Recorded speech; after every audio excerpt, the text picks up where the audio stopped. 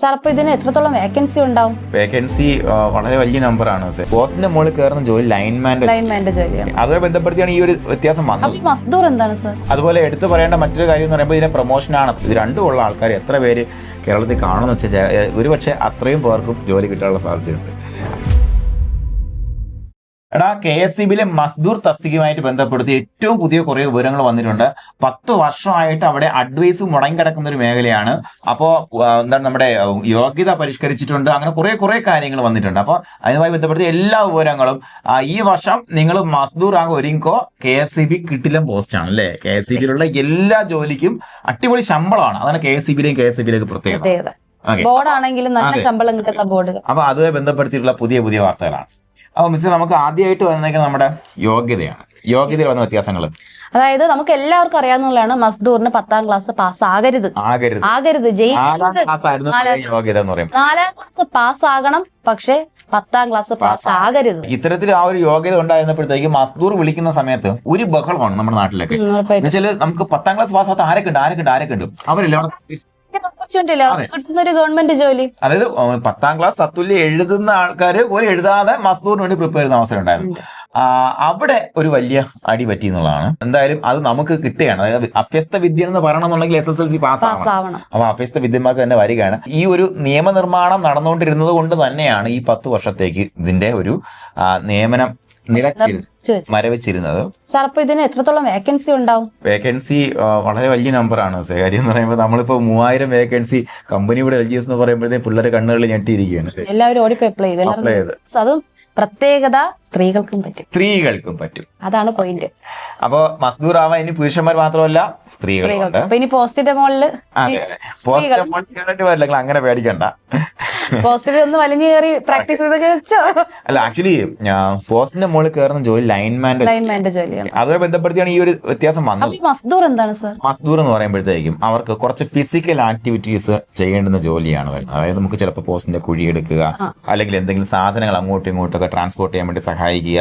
വണ്ടിയിൽ തന്നെ വരുമ്പോഴത്തേക്ക് ഒരു ലൈൻമാനേ ഉണ്ടാവത്തുള്ളൂ. ആ വണ്ടിയിൽ നമുക്ക് കണ്ടിട്ടില്ലേ നിങ്ങൾ, രണ്ടോ 3 മസ്ദൂർ ഉണ്ടായിരിക്കും. ഇപ്പൊ ആള് പോസ്റ്റിംഗ് ഇല്ലാത്തതുകൊണ്ട് അവർ അഡ്ജസ്റ്റ് ചെയ്ത് പുറമേ നിന്ന് ആൾക്കാരെ കരാറിനടുത്തൊക്കെയാണ് കൊണ്ടുവരുന്നത്. അങ്ങനെയുള്ള ജോലി ഞാൻ വിചാരിച്ചത് ഈ പോസ്റ്റിൽ കയറി ഇരിക്കുന്നത് അല്ല. ഓക്കെ, അവിടെയാണ് ഈ പറഞ്ഞ യോഗ്യത പ്രശ്നം വന്നത്. അപ്പൊ നമ്മുടെ KSEB നമ്മുടെ സെൻട്രൽ ഗവൺമെന്റിന്റെ ആ ഒരു ഫീഡർ തസ്തിക, അതായത് നമുക്ക് ലൈൻമാൻ ആയിട്ടാണ് ഇവിടെ ഫസ്റ്റ് പ്രൊമോഷൻ. ലൈൻമാൻ ആകണമെന്നുണ്ടെങ്കിൽ എന്ത് വേണം? ടെക്നിക്കൽ ക്വാളിഫിക്കേഷൻ വേണം. അപ്പോൾ ലൈൻമാൻ ആകുമ്പോഴത്തേക്കും ടെക്നിക്കൽ ക്വാളിഫിക്കേഷൻ വേണം. അപ്പൊ ലൈൻമാൻ ഡയറക്റ്റ് വിളിക്കുന്നില്ല, മസ്ദൂർ എന്നാണ് കൂടുതൽ ആൾക്കാർ ലൈൻമാനായി പോകുന്നത്. അപ്പൊ നിങ്ങൾ മസ്ദൂർ ആയി പിന്നെ നിങ്ങൾ 10ാം ക്ലാസ് തത്തുല്യം എഴുതി ഈ ടെക്നിക്കൽ ക്വാളിഫിക്കേഷൻ എടുത്തിട്ടാണ് ആൾക്കാർ അങ്ങോട്ട് പോയിക്കൊണ്ടിരിക്കുന്നത്. അപ്പൊ അവിടെ ഒരു നിയമപ്രശ്നം കിടപ്പുണ്ട്. ആ നിയമപ്രശ്നം ഒഴിവാക്കാൻ വേണ്ടിയിട്ടാണ് ഇപ്പൊ എന്ത് ചെയ്തത്, ഇതിന്റെ അടിസ്ഥാന യോഗ്യത 10ാം ക്ലാസ്. നല്ലതാണ്. കാരണം ഫ്യൂസും ന്യൂട്രലും തമ്മിൽ തിരിച്ചറിയാത്ത ഒരാളാണ് നിൽക്കുന്നതെങ്കിൽ വലിയ ബുദ്ധിമുട്ടാണ്. അതുപോലെ എടുത്തു പറയേണ്ട മറ്റൊരു കാര്യം എന്ന് പറയുമ്പോൾ ഇതിന്റെ പ്രൊമോഷനാണ്. പ്രൊമോഷൻ നമ്മൾ പറഞ്ഞു, നമ്മുടെ പ്രൊമോഷന് ആനുപാതികമായിട്ടാണ് പരിഷ്കരിച്ചിട്ടുള്ളത്. അപ്പൊ ഒന്നാമത്തെ കാര്യം ശമ്പളത്തിന്റെ സ്കെയിലിൽ വ്യത്യാസം ഉണ്ടാവും, വർധന ഉണ്ടാവും. രണ്ടാമത്തെ കാര്യം എന്ന് പറയുമ്പോഴത്തേക്ക് പിന്നെ രണ്ടാമത്തെ കാര്യം നമുക്ക് ലൈൻമാനായിട്ട് പ്രൊമോഷൻ ഉണ്ടാകാൻ കാലതാമസം വേണ്ട, പെട്ടെന്ന് തന്നെ ലൈൻമാനായി മാറ്റാൻ പറ്റും. അടുത്ത പോസ്റ്റ് എന്ന് പറയുമ്പോൾ ഓവർസീർ പോസ്റ്റ് ആണ് കേട്ടോ. 2 പ്രൊമോഷൻ കഴിഞ്ഞാൽ ഓവർസീർ പോസ്റ്റിലേക്കാണ് പോകുന്നത്. സൂപ്പർവൈസറി പോസ്റ്റ് ആണ്. സൂപ്പർവൈസറി പോസ്റ്റ് ആണ്. സൂപ്പർവൈസറി പോസ്റ്റിൽ നിന്ന് ഒക്കെ റിട്ടയർ ആവുക എന്ന് പറയുമ്പോൾ വലിയ കാര്യം തന്നെയാണ്. അപ്പൊ അടിസ്ഥാന യോഗ്യത മറക്കണ്ട, നിങ്ങൾക്ക് NTC അല്ലെ, നാഷണൽ ട്രെയിനിങ് സർട്ടിഫിക്കറ്റ് ആവശ്യമാണ്. നമ്മൾ ITIയിലെ ട്രെയിനിങ് സർട്ടിഫിക്കറ്റ് ആവശ്യമാണ്. ഫിസിക്കൽ ഉണ്ടാവും? ഫിസിക്കൽ ടെസ്റ്റ് ഒന്നുമില്ല, പക്ഷെ നമുക്ക് ശാരീരിക ക്ഷമത വളരെ ഇമ്പോർട്ടന്റ് ആണ്. അവിടെ ഉയരം പുരുഷന്മാർക്കാണെങ്കിൽ 157.48 സെന്റിമീറ്റർ ഉയരം. 158 കൂട്ടിക്കോ, 1 സെന്റിമീറ്റർ അടിച്ച് താക്കും, 1/2 സെന്റിമീറ്റർ. അതുപോലെ സ്ത്രീകൾക്കാണെങ്കിൽ 144.7 145 ഉള്ളവർ അപേക്ഷ കൊടുത്താൽ മതി എന്നുള്ളതാണ്. അതുപോലെ വർണ്ണാന്ധത ഉണ്ടെന്നുണ്ടെങ്കിൽ അപേക്ഷിക്കാം. പിന്നെ പുറം ജോലികൾ ചെയ്യാനുള്ള ശാരീരിക ക്ഷമത കൃത്യമായിട്ടുണ്ടായിരിക്കണം എന്നുള്ളതാണ്.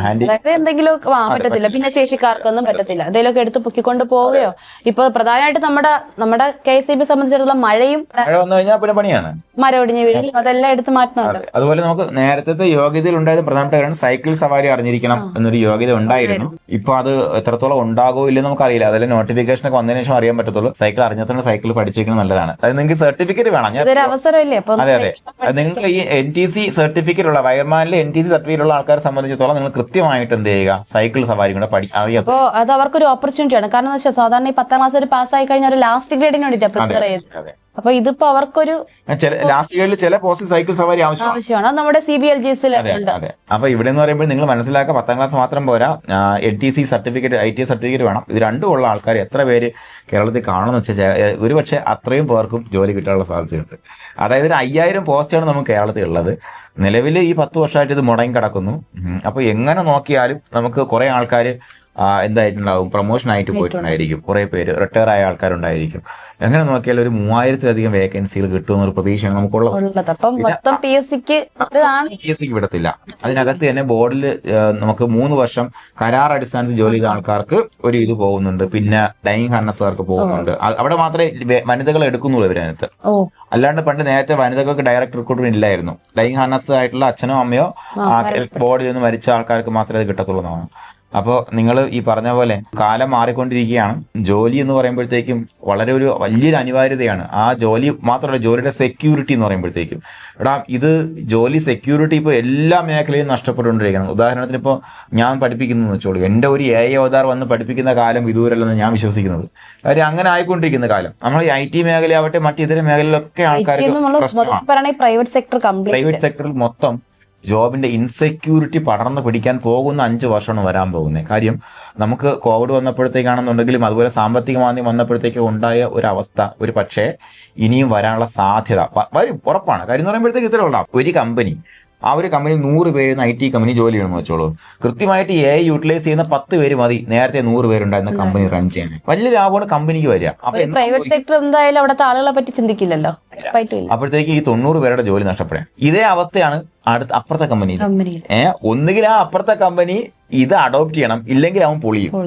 കാര്യം എന്താ, ഈ പൈസ കുറയ്ക്കുന്നില്ലടാ, ഈ ലാഭം മൊത്തം അവൻ എടുക്കില്ല. അവൻ അവന്റെ പ്രോഡക്റ്റ് ചീപ്പാക്കും. ഉറപ്പായിട്ടും അല്ലേ, പ്രോഡക്റ്റ് ചീപ്പാക്കും. അപ്പോഴത്തേക്ക് ആൾക്കാർ ആ പ്രോഡക്റ്റ് വാങ്ങും, മറ്റൊന്ന് പ്രോഡക്റ്റ് വാങ്ങാൻ ആളുണ്ടാവില്ല.